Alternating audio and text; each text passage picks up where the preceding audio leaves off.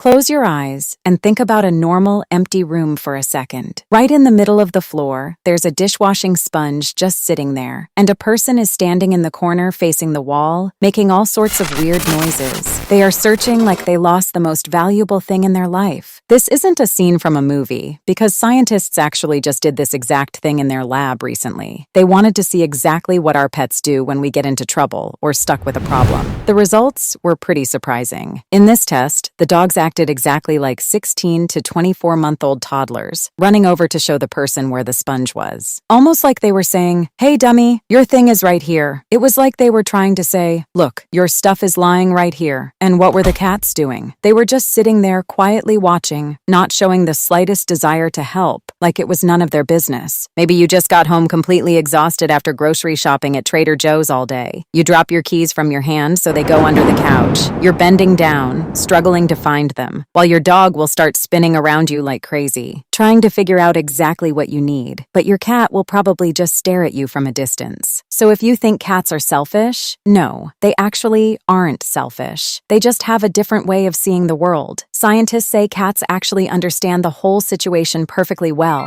and they know what you're looking for. They just don't find any reason to help you. In that same test, when the cat's favorite food was hidden instead of the sponge, the cat found it right away. This means they aren't stupid at all. They just don't like doing things unless there's something in it for them. Honestly, I'm not sure if this perfectly matches everyone's pets, but in most cases, this is true. For thousands of years, dogs have learned to work alongside us, hunting with us and understanding our gestures. Another test showed that dogs can pick up on human pointing gestures super easily. If you point your finger at a bowl, a dog will go right to it. Even if the gesture is really subtle, they still catch it perfectly. Cats can't do this, so instead of looking at the bowl, they'll just stare at your finger. They don't really get what you're trying to say, and they get annoyed really quickly, with a lot of them actually just quitting the test halfway through. Some even went to sleep. Scientists say cats didn't really evolve to understand human gestures, so their brains just work differently. But a dog's brain is specially wired to communicate with humans, and they can hold eye contact with a person for a long time, which is something no other animal can normally do. Even chimpanzees feel uncomfortable looking into human eyes for too long. Dogs build this weird mental connection with us through this eye language. You've probably heard of oxytocin or the love hormone, but do you know what actually happens when you look into your dog's eyes? Just like when a mom looks into her baby's eyes and both their bodies produce oxytocin, the exact same thing happens between you and your dog. You look at your dog and you feel good, and your dog looks at you and they feel good too. Humans don't have a deep relationship like this with any other animal in the animal kingdom. With cats, the effect of this hormone is a bit different. Cats love humans too, but the way they show their love is really subtle. They might just come sit quietly next to you and make a loud purring sound. That's a huge sign that they feel comfortable, but they won't jump up and tackle you like a dog will. There's also been a lot of research on how our touch affects them. Where you touch your pet is super important. Just like humans, their skin also has a type of nerve fiber called C-tactile that reacts to really light touch. Dogs absolutely love this kind of light petting or long stroking. When you rub your dog's belly or back, this weird sense of calm takes over them, and they'll happily roll over on their backs to show you their belly. That's a sign of their total trust. But if you try to touch a cat's belly, you're in trouble, because most cats absolutely cannot stand it, and they might just scratch you. Cats usually prefer to be pet on top of their head or by their cheeks. Science calls this bunting, which is how they rub their own scent onto you. If you try to pet a cat too much, they actually get stressed out. Their belly area is super sensitive. In the wild, protecting their belly from predators is a natural instinct, so they don't let just anyone touch their belly easily. Trying to figure out why they do this is a bit... even scientists get surprised sometimes. We might never fully understand what exactly goes on in their heads. Have you noticed another thing? Dogs always want to be right there with you. If you go to the kitchen, they'll follow right behind you. And if you sit on the couch, they'll come sit right at your feet. Especially when they go to sleep, they want to be pressed right up against humans. You've probably noticed your dog leaning their body weight on you while they sleep, which gives them a sense of security.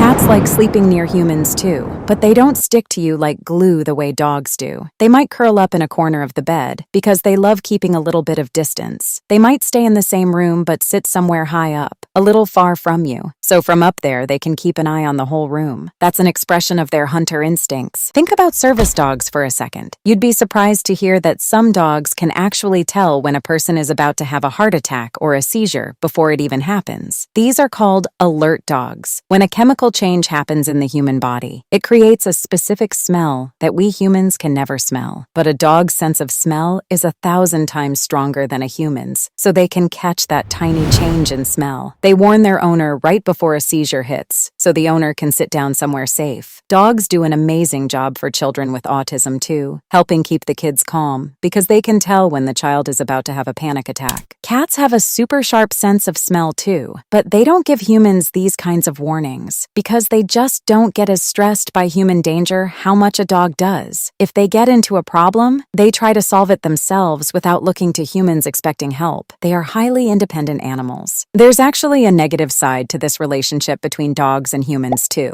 A lot of times we start thinking of dogs like they are human, dressing them up in clothes and treating them like people. This is called anthropomorphism. As a result, dogs often get really confused. They don't understand what we expect from them, which can cause different behavioral problems for them. When dogs get too attached to us, they can develop separation anxiety. When you leave for work, they get terrified, thinking you might never come back. They start breaking things around the house and sit there staring at the door all day. Cats have this problem way less because they like spending time on their own. They know you'll come back, and if you annoy them, they'll literally just get up and walk to another room. They aren't desperate for human attention like dogs are, but that doesn't mean they don't understand us, as they listen to everything we say and can read our moods. When you're sitting there feeling really sad, you'll notice your cat comes right up and sits next to you. They might not say anything or do anything, but just their silent presence brings us a lot of peace. So what causes this massive difference between dogs and cats? The answer is hiding in their evolutionary history. Dogs came from wolves, who hunt in packs and survive by relying on each other. This whole pack mentality is hardwired right into a dog's DNA. They think of us as a part of their pack. On the flip side, the ancestors of cats were solitary hunters who never hunted in groups. They learned to survive alone, so their relationship with humans is pretty independent too. They definitely